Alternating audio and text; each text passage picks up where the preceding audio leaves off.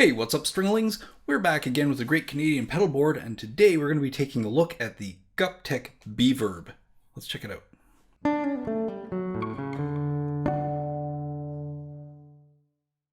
If you don't know GUP Tech, get to know them. They're based in Quebec, and they are honestly one of the coolest, vibiest pedal companies I've come across. They're really cool. Their pedals are quirky, but they're unique and they're exceptional. They're really exceptionally well built. Today we're going to be taking a look at a combination pedal. Now, the official pedal on the board is going to be one of their noise gate pedals, and I'm really looking forward to tying that in with some of these high gain pedals we've looked at already. But today I'm taking a look at another one that they've sent over just for a demo, and it's called the Bea-Verb. And this is a really interesting pedal because it's a multi-effect pedal, but it's also a two-in-one, a little bit complicated. Let's see if I can break this down for you. So the pedal itself is a combination of their castor delay. Castor is French for beaver, and their berry reverb. And in this case, if you see on the image, it's a beaver holding a blueberry, so it's that combination. What's interesting about this pedal is it comes with a little description card here. Let's see if I can slide that in where you can see it. I don't know if that helped. Anyway, the little description card, which sort of breaks down a little bit of how it's meant to be used. It is effectively two pedals in one enclosure, but it's also one pedal in series, if that makes sense. So what it basically means is there are four jacks on the top of the pedal, and if you go into the first input and out the second output, right, so in the very beginning and out the very end, you're effectively using it as delay going into the reverb and going out to your amplifier. Okay, but you can also use it so that you've got an in and out on the delay and an in and out on the reverb, and you can run them in parallel, which is handy if you are setting up, let's say you're setting up a parallel rig with a loop switcher, right? You can have these on all the time, okay, and trigger each of them independently from your loop switcher, or you can have one going to one amp and one going to another amp. There's a whole bunch of different ways you can set this up. Personally, for myself, I would put this into my effects loop, or after my distortion chain. Like, I always put my time-based effects, reverb and delay, at the very end of my signal chain. That's where I put them, so that they're creating echoes of everything that's going through the signal. And so for me, this makes a lot more sense, kind of going at the end of the chain, because I would typically have a separate delay and reverb pedal at the end of the chain. And what they've done is they've given switches for each of them, so you don't have to worry about blending. They sort of blend into each other using their individual controls. So it's effectively two pedals in one unit that you can run as a single pedal if you run it on all the time. So it's an interesting way to set it up, and I think actually a very smart way to set it up, because if you're a guitar player, you should know this, it costs less than buying two separate pedals, which is another way to look at it. It also takes up a little bit less real estate because you don't have to try to figure out how to plug these two things together. So that's the sort of overview of it. Now, this gets a little bit complicated, so I did print the sheet off of their website. This is going to guide me a little bit. We're not going to test everything to its fullest capacity here, but what we are going to do is just give you a sense of what it sounds like. It's a very simple digital delay with the standard kind of settings that you have. Time, that's the rate of the repeats, and feedback, that's how long it repeats, as well as the level, which is the effect volume. So it mixes using the level. On the reverb side, though, excuse me, on the reverb side, it has 8 settings for 8 different types of reverb, ranging from a room to a touch reverb, the usual stuff, cavern, shimmer. There's a modulated reverb, pitch reverb. The pitch reverb on here, interestingly enough, sounds quite a bit like what I would typically look for a shimmer reverb on something like a Strymon. So it's handy that they've gone ahead and printed out this guide, because they've made generic controls, P1, P2, P3, right? As well as the mix, which is of course how much mix there is, and volume, which is the volume output, and then this one here where that controls which reverb setting you're on. So not everybody does this, but they've gone ahead and printed it out, or at least drawn it out, so guys like me can figure out what the heck we're doing with it, because each setting has different functions for what these controls do based on what's there. So I haven't opened this up. Doing so would do me absolutely no good because I'm not a circuit guy. So I don't know how complicated the circuitry is to have 8 different sets of controls for these 3 control knobs. But I can tell you that it works phenomenally well. So let's get down to the desktop, let's dig into this thing, and let's see if we can get it doing some really cool stuff. I'm pretty sure we can, because it is, honestly, it's a very cool pedal.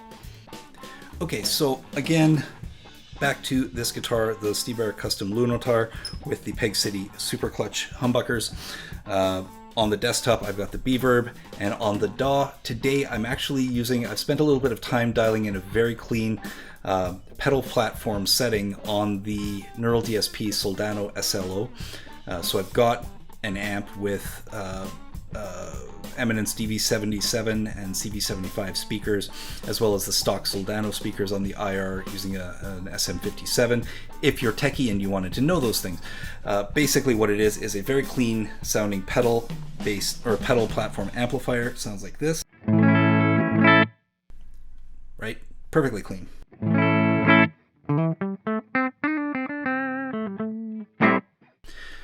What we're going to do is I'm going to just start with the delay, so you can hear just the delay without any reverb on it. Again, this is their Castor delay as it exists in this format. Very simple 2-control delay. Everything's at noon. Help if I turn the volume up. There it is.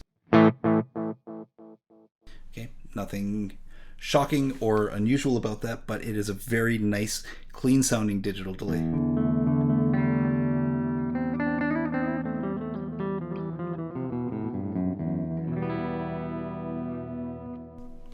Switch a little bit to single coil mode.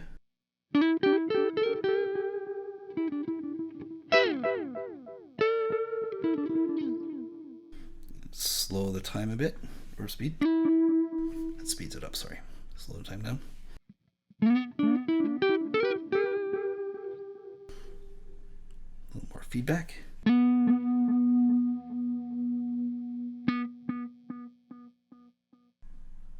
Yeah, so it goes for quite a while.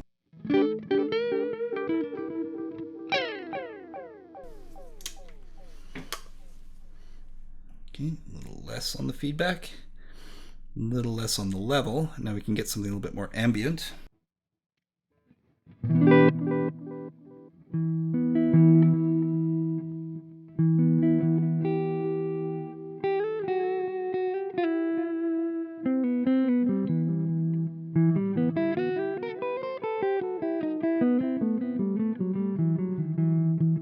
Let's go to the reverb. We're going to hit the hall. Now this is typically a little bit more ambient. It's a bigger room.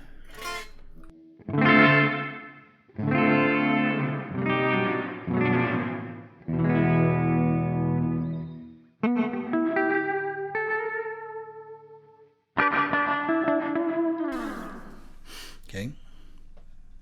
Turn that mix down. Sorry. Mix down and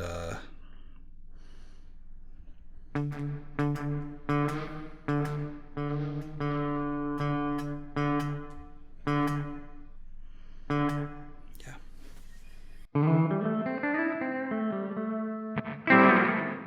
It's a very nice hall sound, actually.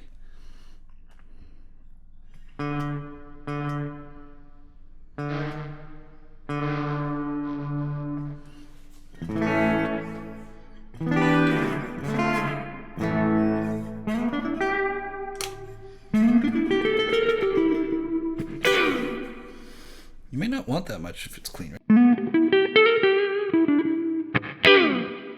That's nice right there, right?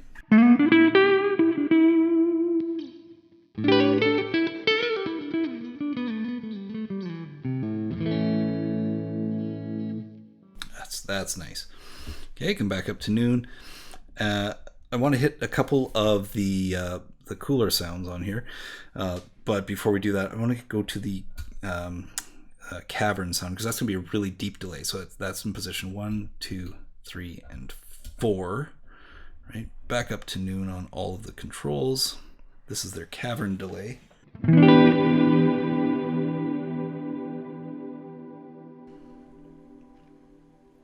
Like that, right? So on this one, these two actually control the high and low, right? So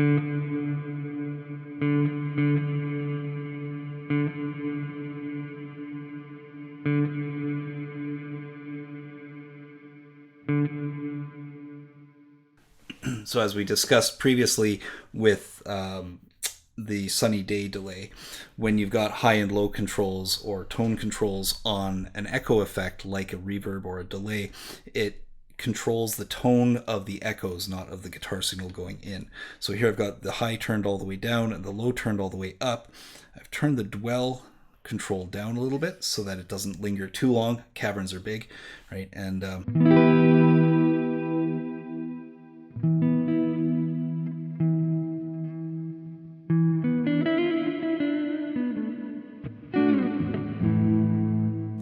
very nice. We go back to noon. We're going to hit the shimmer, which is in fact the next one. Now shimmer, as I said, is the one that typically I think of those sort of ghostly voice sounds that that come in the ambience. Here,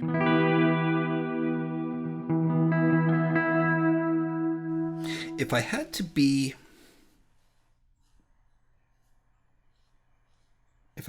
guessing, I think they actually switched these on the sheet. This sounds modulated to me. So if I go, if I pretend this is setting 6 and that this is the modulated reverb, the depth of the modulation is controlled here. Yeah. With the rate controlled here.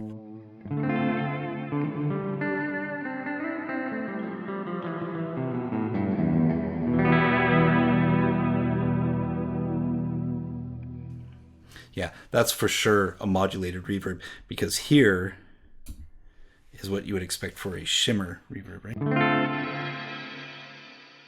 Those voices, as I like to call them, they're sort of ghostly voices that come back, right? So the shimmer level is controlled with P3.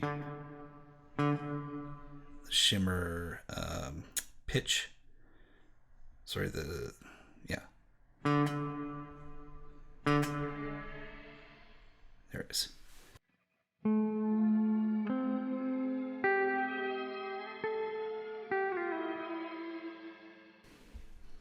Some weird tuning there. It's really cool.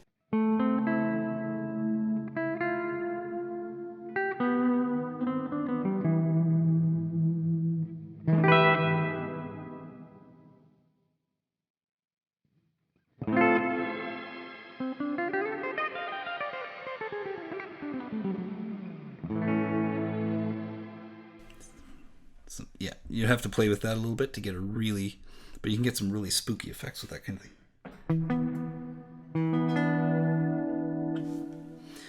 The next one is a pitch reverb that includes some of that shimmer with an octave effect. So you can go octave up or down. This is octave down.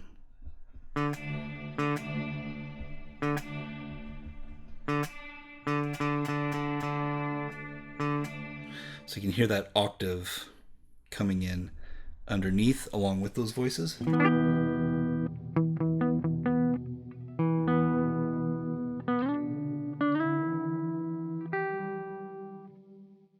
I have to say I really like that a lot.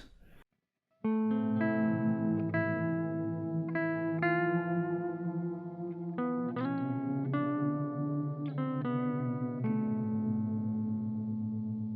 really like that a lot. This one controls the octave above to do exactly the same effect.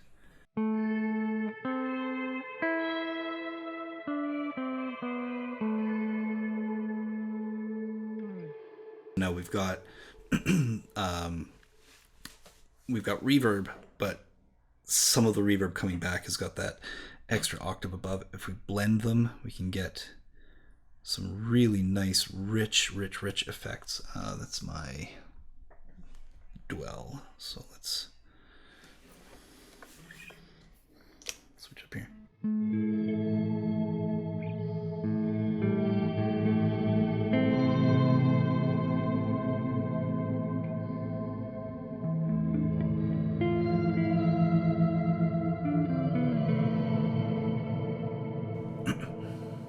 So understand that I'm playing this pretty extreme use of the effects, right? Take this mix all the way up, turn the octaves all the way up. We'll get something really weird.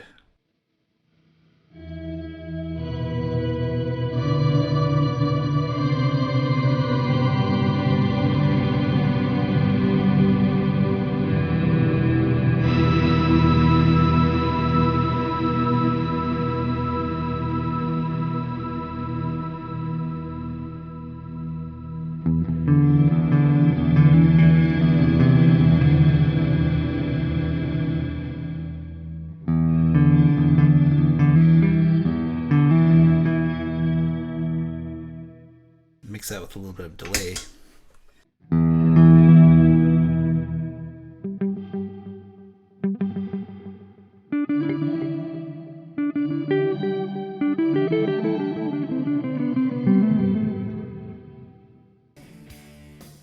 I mean, that's just really cool effect. Okay, so that is a much longer than probably necessary overview of the Bea-Verb delay and reverb pedal from GUP Tech. Again, handy sheet, because there's a lot going on. Not everybody prints or makes available instructions like that, so really useful tool. And the pedal itself plays extremely well. It's actually quite intuitive once you figure out what it is you want to do with it. And yeah, I think overall, having the two units in kind of one box, it makes a lot of sense to me. If you're going to be issuing a reverb and a delay separately, you might as well put them in one package. Great little unit, sounds great, feels great, plays great. What else can you ask for, right? Remember, like Josh at JHS always says, if it sounds good, it is good. And this sounds spectacular, so it's got to be spectacular, right? So that is it for today's video. I hope you enjoyed this. Remember to like and subscribe. Keep an eye open for May 1st when we launch the giveaway. I do want to give one more shout out to our sponsor for today's video, GUP Tech. Their links are all down in the description, as are the links for all of our other sponsors: Next Gen Musical, Peg City Pickups, Amps and Effects at affects.ca, and Nebula Straps. The Great Canadian Pedalboard series is going to continue with more of the official units coming up very shortly. And in the meantime, I hope you enjoyed this video and have yourselves a great day.